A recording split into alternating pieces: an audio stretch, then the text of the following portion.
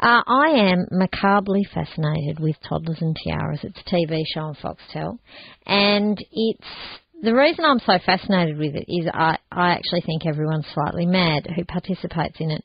These are the young girls who, from about the age of, sometimes 6 months, are placed in beauty pageants by their parents who really need to get a life outside of their children. The children are taught to shake it and wiggle it and pose and pout and preen in front of the assembled judges in all sorts of costumes, swimwear.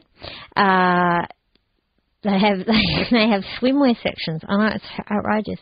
They have fantasy dress-up sections. They have ball gown sections. I mean, these are little kids. If you remember the terrible and grisly murder of a young girl called JonBenet Ramsey, you'll know what I'm talking about. She was a beauty pageant queen. And no one could believe that JonBenet existed. I mean, for those of us in Australia, I think that was the first time that we had seen anyone from pageant world, and we were all gobsmacked. Just like, my God, they wear so much makeup, these kids. They have spray tans. They're like 2 and 3, and they're having spray tans. I've seen one of the judges on Toddlers and Tiaras say that, you've got to be really careful wearing a G-string because only the very fittest kids can look good in a G. You're talking about 3-year-olds. Anyway, my Facebook was all a flutter today with people saying, Amanda, you've got to talk about this beauty pageant. There's going to be a beauty pageant for kids in Melbourne. You need to talk about it. So I thought we would talk about it. Apparently, it's called the Universal Royalty Beauty Pageant. It's going to be held in Melbourne. There are people already protesting against this. In fact, child exploitation web group collective Shout. We're talking to Catherine Manning in just a moment for that. She's organising the rally. But we thought we'd find out from Dannielle Miller. I mean, I'm happy to take your calls on this as well. 8223 0000. There are beauty pageants where your kids rock up to the local shopping centre and they wear a frock and they go, hi, my name's Amber. And not Amber. I didn't mean that. Some of you might draw a conclusion that I'm thinking that's Amber Petty. It's not. Hi, my name's Amy and I'm 6 and I want to grow up and be an astronaut. Let's hear it for Amy. There's that sort of beauty pageant, which most of us have been involved in. I know in the 70s I won first prize, loveliest eyes, in a beauty pageant at the local shopping centre. Yeah, I did. But you know what? It was once and it was a bit of fun for my mum, who was boarding on Bex at the time, and that was about it. That's all that actually happened. These beauty pageants, I think, are a step above all of that. Dannielle Miller joins us from Enlighten Education. Good afternoon, Dannielle. Good afternoon. What are your thoughts? I already know what you're going to be thinking. You're horrified, right? I'm actually almost speechless. I mean, we need to be honest here. They aren't a huge business in the US. Yeah. Fortunately, there are a minority of parents who participate in these, but by goodness, we've all been sitting back, just as you said, dumbstruck that this type of thing exists. And it's not only the fancy costumes and the come-hither looks. It's spray tanning little 3-year-olds. It's keeping them parading to the point where they're so exhausted they literally drop down asleep. They're so tired. It's putting little mouth guards in their mouths to make their teeth look more perfect and finished off. I think they're called flappers or flippers or something that they put in there, waxing their eyebrows, or the little girls cry because, obviously they're in pain. This is really bordering on child abuse. It's horrific stuff. These children are being deprived of a normal childhood. They're being given a very clear message that their currency is their looks and their ability to preen and to be made up and to be changed and altered to look like mini grown-up women. What absolute rot. And we don't need this here.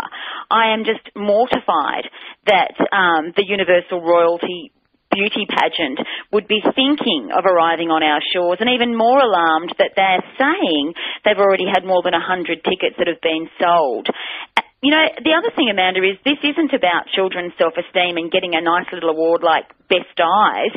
This is about winning cash. This is really almost like prostituting your daughter out to get the bucks. I mean, the main prize here is $5,000. If anyone's watched Toddlers and Tiaras, you'll see the little girls standing there at the end waving the money in front of their faces.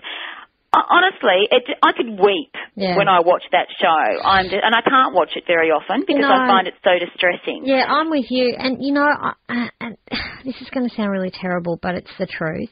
I always think that the mothers and the fathers of these children in the States actually have mental health issues. Yeah, I really I'm do. with you. And I think I look at them, and most of the time they're overweight. A lot of the time their dad probably would be better suited to being on a float in the Mardi Gras than being married to his overweight, frumpy wife.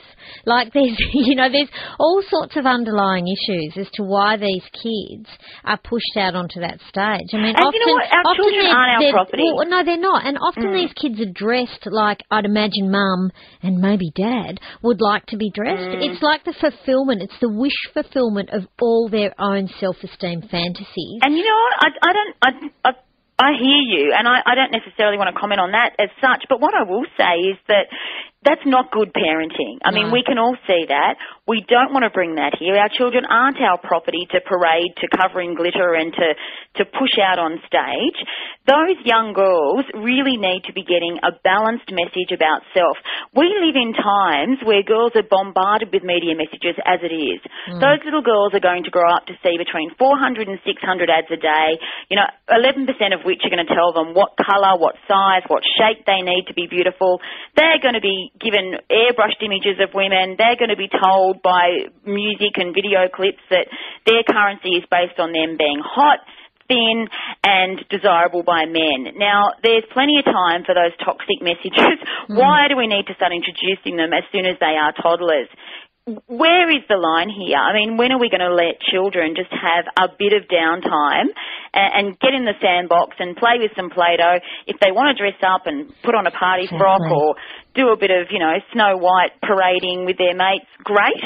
But let's put it all in perspective. This is just horrible stuff, and we don't want it here, and we need to send a clear message that this is not what good parenting looks like in Australia. I agree. Child psychologists have actually condemned these sorts of pageants and parades and said that they turn children into pedophilic fantasies. And, I mean, that is a fear. That because I've seen mums on Toddlers and Tiaras go, okay, honey, you got to really work it. Really wiggle that ass. Go on, you got to really work it. And, again, putting it into a frame for people, this is 3- and 4-year-olds who are being told to go and stand out on stage, put their hands on their hips with their fake nails, their fake eyelashes, their fake teeth, their fake tan, and wiggle it. And like, it's awful. I sit back and think, when did we allow this to happen as a society? Yeah. When did we decide that this was okay? Because by goodness, on the other hand, we are a culture that is absolutely paranoid about child protection. We don't let our children go out to play in the cul-de-sac. We tell our children not to talk to neighbours. We're no longer a village. We're so frightened and scared of what's out there. Yet at the same time, we're parading little girls in G-strings and telling them to play hoochie mama. Yeah. Shake your ass. That's right. Now, put your hand, smack your ass. That's it. It's revolting. It is. And we work with girls, adolescent girls. We work with girls from year 5 and 6 onwards in schools. And I can tell you that by the time we're seeing them in those teenage years, they are just worn down. They're stressed and exhausted from the pressure to be thin, the pressure to be pretty, the pressure to be perfect. They really need someone to give them the tools to unpack that. Now, I fear for the generation of little girls like this, where this is all starting, even back in those toddler years, what hope will they have? What sort of problems will we see manifested in that little generation of girls? Because, as you said, they're not getting good messages from home. No.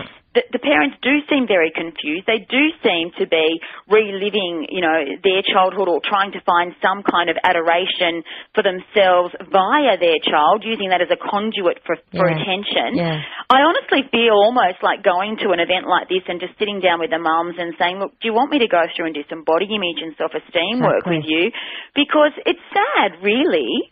We as parents know that's not what you want to do with your child. We don't want to have our children perceived as a reflection or a mirror of our own sexuality, because it shouldn't be that. And, they're entitled entirely different little entities. And always on Toddlers and Tiaras, there's always that question, so is it you that wants to do the pageant or do the kids want to do it? And invariably the parents always turn around and go, oh no, it was Brianna's choice. She wanted to do it.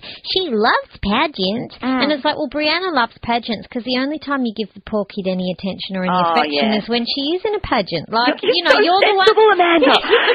You're the other thing is, Brianna probably likes unicorns, but we're not going to go and get her one. No, exactly. She probably wants to eat lollies from morning to night, but that's not okay for her either. Yeah. As parents, we're not there to be yes people. We're not there to be our child's best friend. We are there to be their guardians, to provide an environment that's safe for them to develop emotionally, physically and intellectually, and we're there to set boundaries around that so that they can grow and thrive at age-appropriate milestones.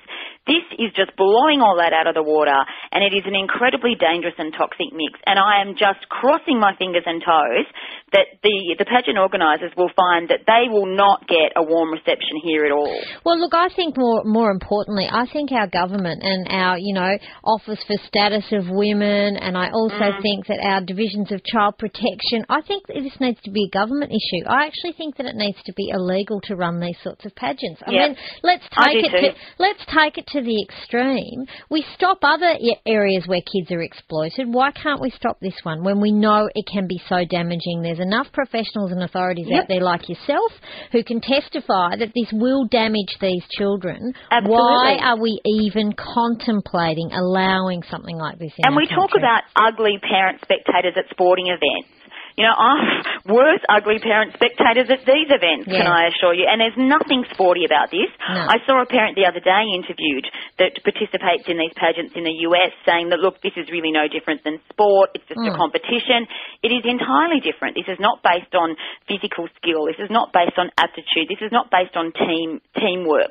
This is saying to a little girl who is incredibly vulnerable and isn't intellectually able to make the choice for herself that her entire currency is based on the way she looks and her sexuality, and that's an adult sexuality that's being imposed on her externally. It's absolutely reprehensible. Yep, it is. Dannielle Miller from Enlightened Education. And wasn't it Kate Ellis that actually set up a group for women's body images and for girls' body image? I know it had Sarah O'Hare on the board. It also had Kate was involved with it. I think Mia Friedman was involved with it. They need to step in at this point. What is the point of having boards like this, of having women who are so-called spokespeople for women's body image? What is the point in having them just sit there and do nothing whilst we have organisers who are prepared to put on these pageants that are exploiting children? And I think forcing kids out there to do something against their will. Give us a call if you have any thoughts on this. Dannielle, thank you so much for joining us. Always a pleasure to talk to you. Oh, and a pleasure to talk to you. You're so infinitely sensible, and I think what you're saying and the frustration that you're voicing is shared by, the vast majority of your listeners, and it'd be great to hear from some of them. Absolutely. We might take some calls on this. 8223 0000. We'll be back in just a moment.